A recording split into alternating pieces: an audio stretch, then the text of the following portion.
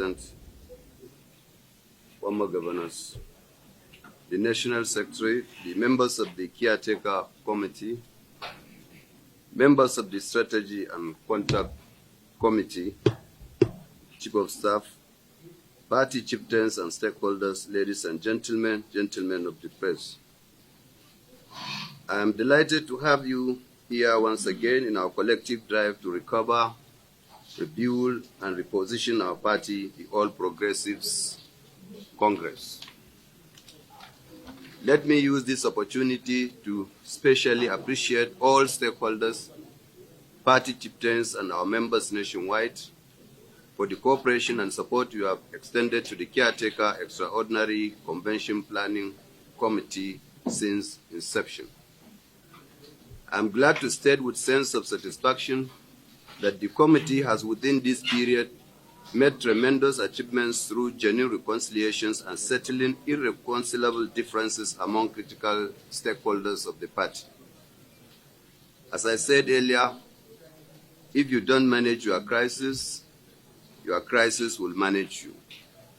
I am happy to say that the all-inclusive policy adopted by the Caretaker Extraordinary Convention Planning Committee has carried out stakeholders on board through appointments into various committees to contribute in the task of rebuilding the party. This has no doubt supported the committee's work in managing the crisis that bedeviled the party. I am glad to say that the support and cooperation extended to the committee translated into massive return of our key members and their supporters who earlier jettisoned the party. On the other hand, our efforts in winning members of other political parties into the APC recorded remarkable and unprecedented success. Today, we are proud of the growing numbers of very influential politicians and their supporters who have joined the APC. Another major milestone we have recorded as a party is the membership registration and revalidation exercise. The exercise is conducted to establish the numerical strength of the party to provide a guide in our planning processes.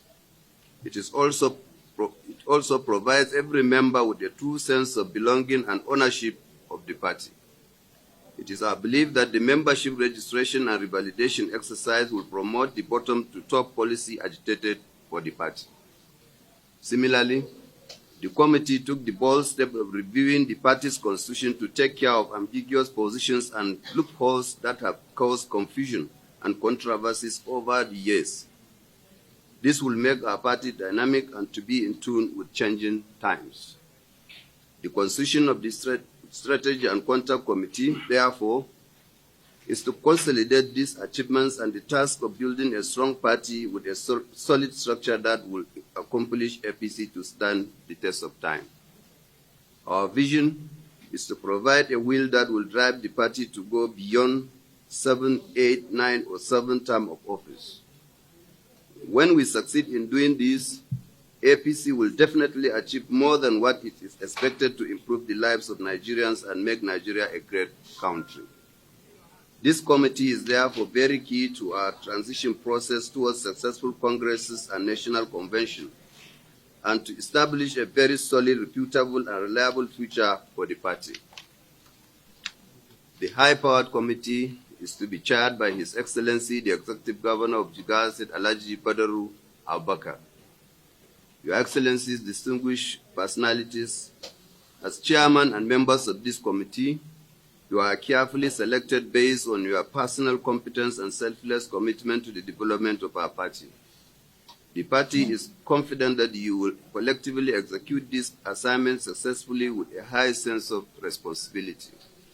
Let me also state that the composition of membership of this committee is not done on a state-by-state basis. It is a selection based on merit and competence. The party has a lot more opportunities to consider others who are not on this committee for appointment into our subsequent engagements to contribute their quota to the development of our party.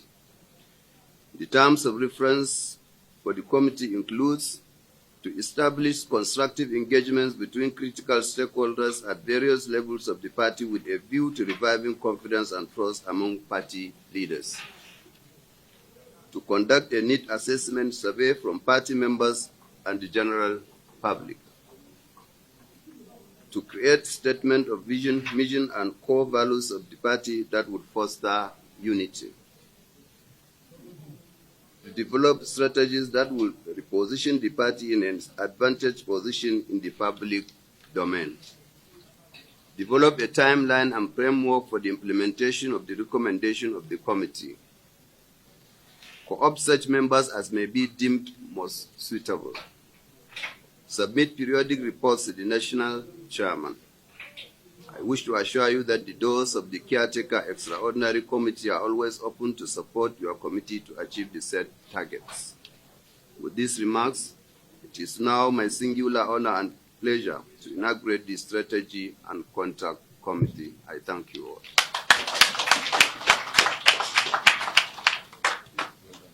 Thank you.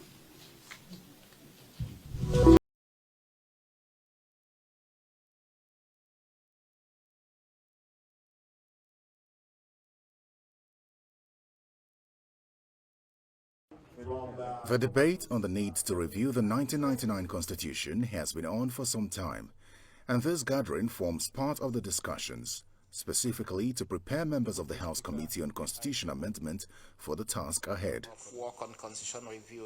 But there are other participants as well, and one of the key points raised here that requires special attention is women's participation in politics. I know also that there's a lot of anxiety to see that the committee, Mr. Deputy Speaker, is able to point to a specific signature item that it passes for which it will be remembered. I know that a lot of suggestions are on the table, and I would urge the Deputy Speaker and the committee to include the issue of women participation in the prioritization of the areas that it would be working on.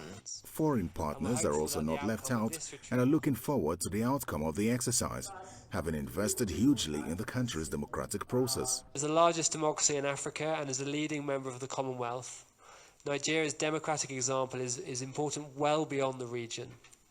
And it's essential, of course, that the Constitution always reflects the will and aspirations of the Nigerian people. And we're really delighted as the UK that this process is geared towards achieving that outcome. The committee chairman is quite optimistic that his team will work to meet the aspirations of Nigerians and address critical areas. Local government reform is another very thorny and burning issue that we need to put our heads together to ensure we liberate that particular system for the benefit of Nigerians. And I believe it is important that type of government, if it's working very fine, a lot of the things that are happening today, be it security, be it social infrastructure, will be addressed. There is this issue of women participation. I think it is important that we also address this one. The other side of the divide that we're looking, or other side of the mirror that we're looking at, is that in other climes, what they did was to create special constituencies for the women. And I think that also could be achieved in Nigeria. Participants here agree that the task ahead may be daunting, but necessary for achieving the desired results in the country, especially as many consider quite a number of the provisions in the Constitution obsolete. Terry Ikumi, Channels Television.